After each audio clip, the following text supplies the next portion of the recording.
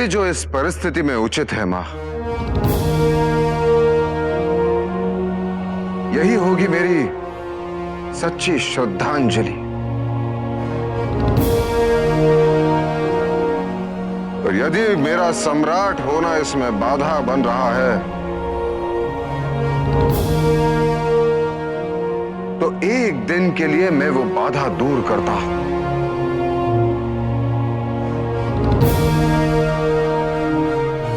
ताकि किसी को भी मेरे निर्णय से कष्ट ना हो।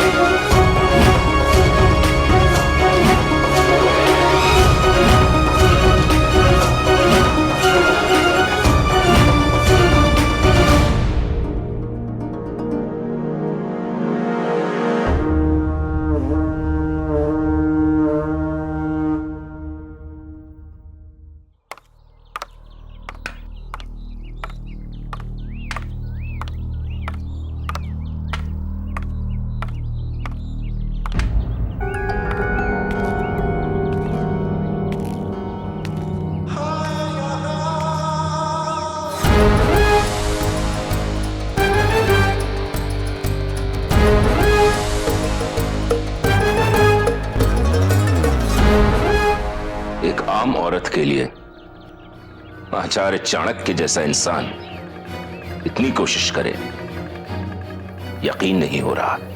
क्यों?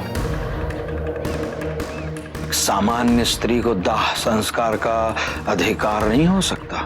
जिस तरीके से आप उस औरत और उसके बच्चे के सामने बार बार खड़े हो जाते हैं, मुझे तो शक हो रहा है कि वो औरत कोई आम औरत थी भी या कोई खास।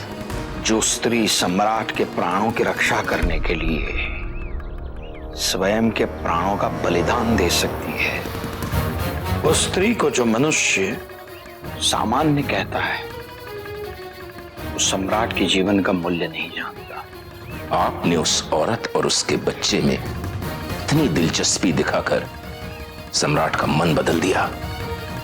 ये ठीक नहीं है आचार्य। एक निर्दोष स्त्री की हत्या हुई है और उसका पुत्र अनाथ हो गया है। ये बात ठीक नहीं है मीर। वो एक हादसा था, बाघ ने मारा था उसे। मुझे समझ में नहीं आ रहा है कि हादसे को बार बार हत्या कहकर आप सिद्ध क्या करना चाह रहे हैं? उस निर्दोष स्त्री की हत्या हुई है। उसे दुर्घटना कह के उसकी उपेक्षा क्यों करना चाहते हैं आप?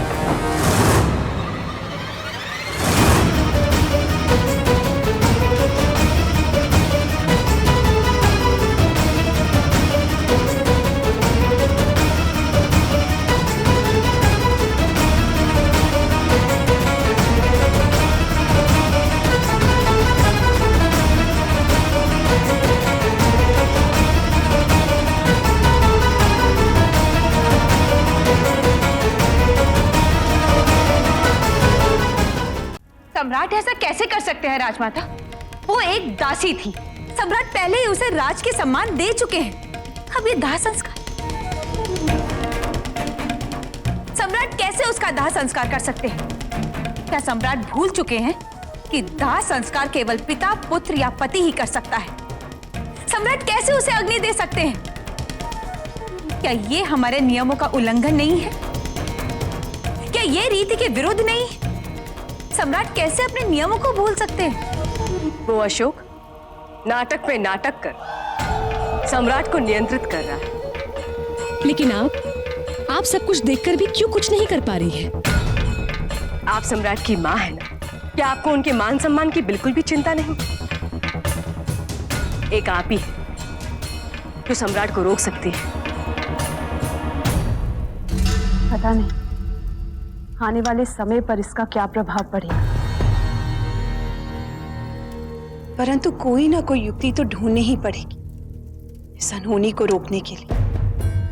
भले ही व्यक्तिगत रूप से हम सुभद्रांगी के प्रति कितने ही कृतज्ञ क्यों ना हो कि उसने स्वामी को जीवन का दान दी, लेकिन क्या इसी कारणवश हम अपने सामाजिक उत्तरदायित्व की उपेक्षा कर सकते हैं? क्या उसके लिए मर्यादा का उल्लंघन करना उचित होगा? क्या कहेंगे सब लोग? क्या हम प्रेम से अशोक को समझा नहीं सकते? क्योंकि अगर अशोक समझ गया तो सम्राट अपने आप समझ जाएंगे। प्रेम से समझा,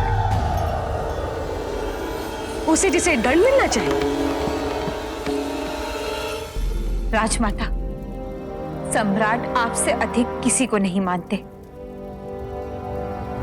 हमें लगता है कि आपको उन्हें रोकना चाहिए।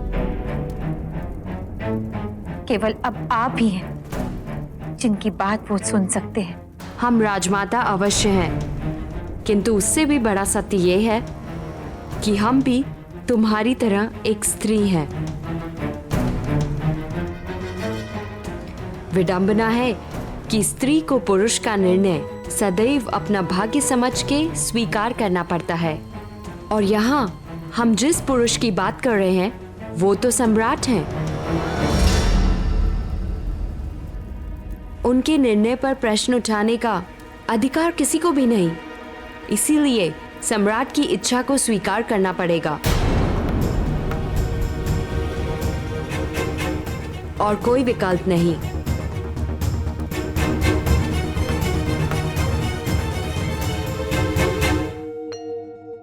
माँ, आपके हाथ का भोजन अमृत से कम नहीं। आनंद आ गया। देशराज, तुम यहाँ कैसे? क्या हुआ?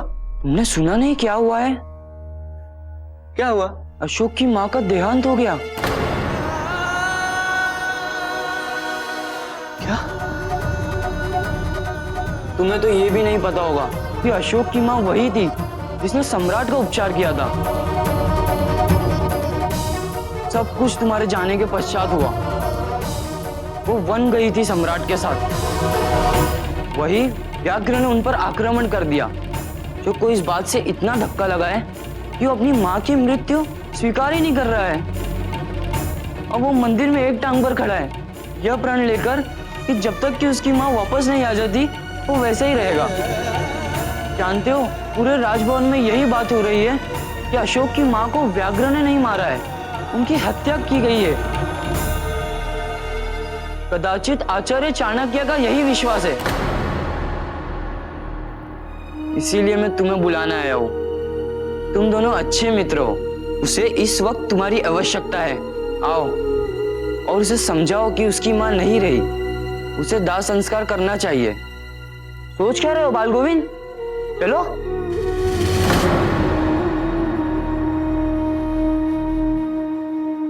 स्वतंत्र क्या हुए? हमारे दुख अब तुम्हारे नहीं रहे। जिस अशोक ने आज तक तुम्हारे लिए इतना कुछ किया, तुम उसकी जरा भी चिंता नहीं। निराशा क्यों ना हुई हो? तुम्हारी वास्तविकता तो समझ आई।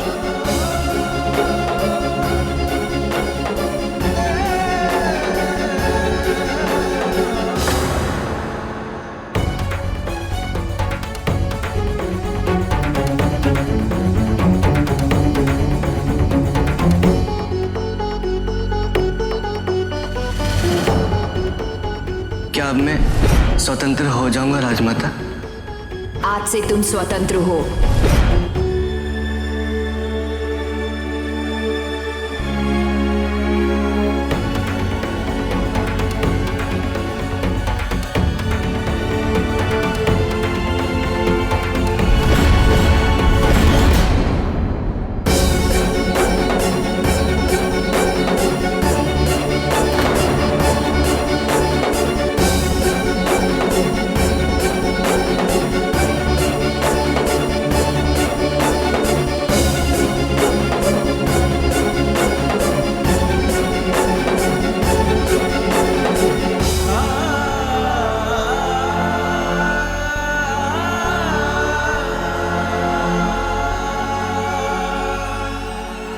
मैं तुम्हें मुक्त कर सकती हूँ बाल गोविंद, किंतु उसके लिए तुम्हें अशोक के विषय में सारी सूचना देनी होगी। जो इतने दिनों से सम्राट का उपचार कर रही हैं, वही अशोक की माँ है। उनकी हत्या का दोषी मैं हूँ। हे भगवान, ये मैंने क्या कर दिया? ये मैंने क्या कर दिया?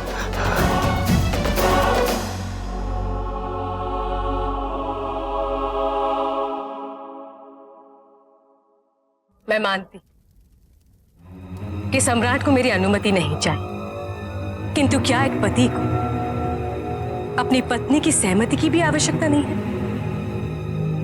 वो भी इतने महत्वपूर्ण निर्णय के लिए?